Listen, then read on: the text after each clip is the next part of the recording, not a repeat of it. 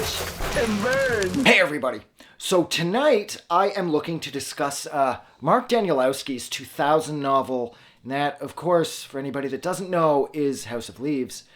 This is one of those books that you hear about for year after year, decade after decade, 2 decades and counting now. And a little while ago, I finally decided to track it down and read the thing. I was a little discouraged because whenever I had seen samples from it, it was like the text was all over the place. They were using this typeface here and that typeface there, and there's a handful of narrators. And there's no, much like the other book I'll be discussing today, The Atrocity Expedition, there's almost no standard. There's nothing standard about this book. There's traditional novelistic things at play here.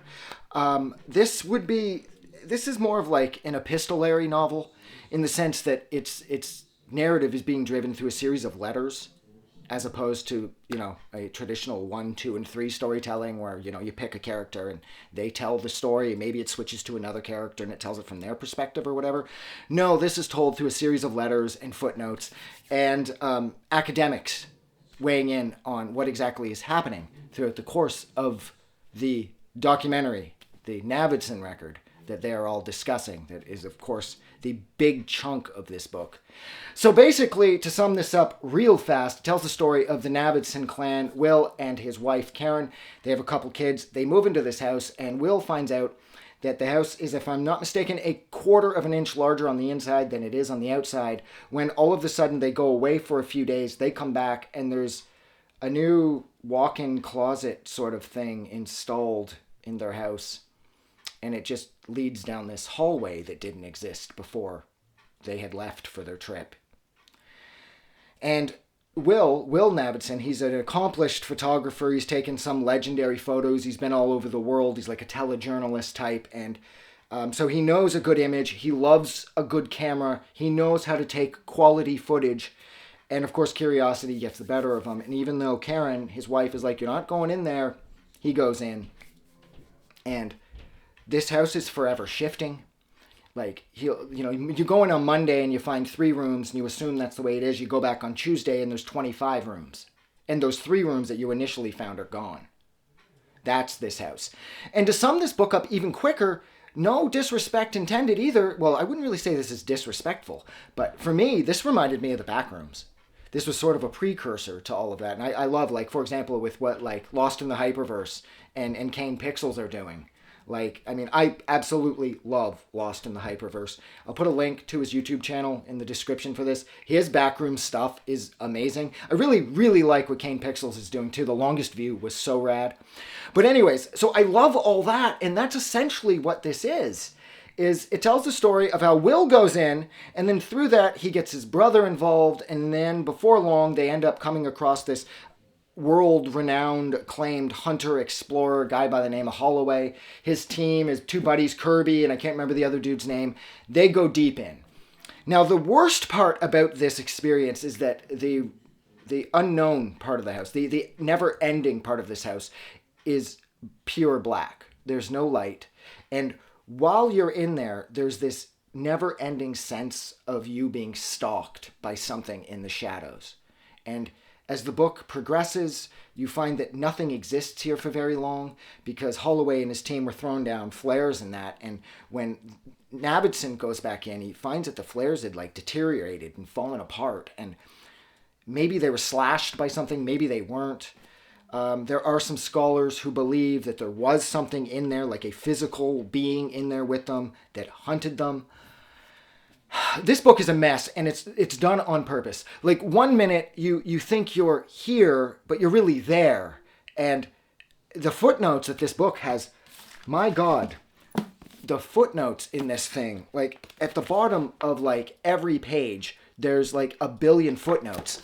And sometimes the first footnote will be contradicted by the second footnote.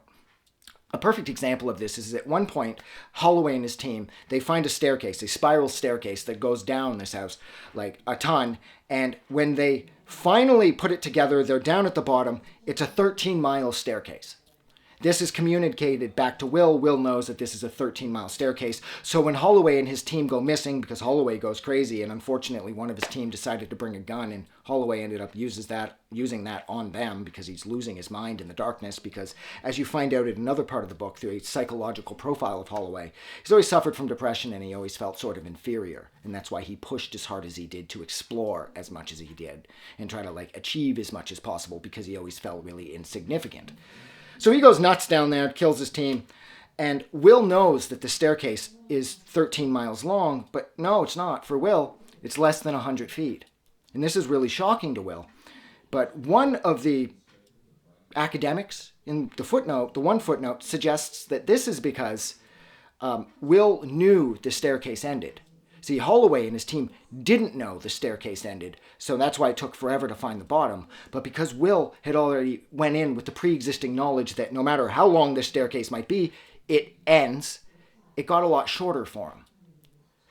And I love that theory regarding that. I actually apply that academic's theory.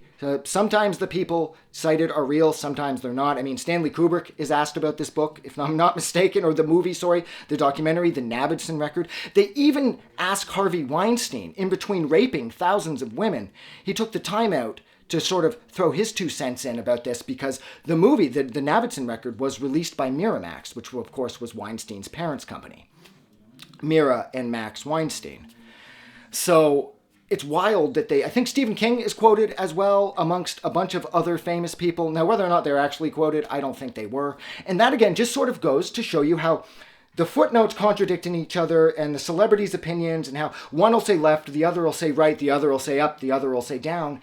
I think that that's done so that you feel like you're lost in the house, And of course, the text will assist you in that as oh God, Navidson ends up going back in, and he goes back in on a bike, and he finds this decline, and he ends up traveling 163 miles or something down, and he's not coming back.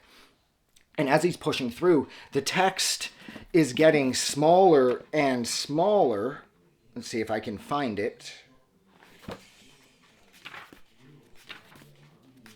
I can probably come across this somewhere. And here it begins, for anybody that's interested. And as you can see, the text there.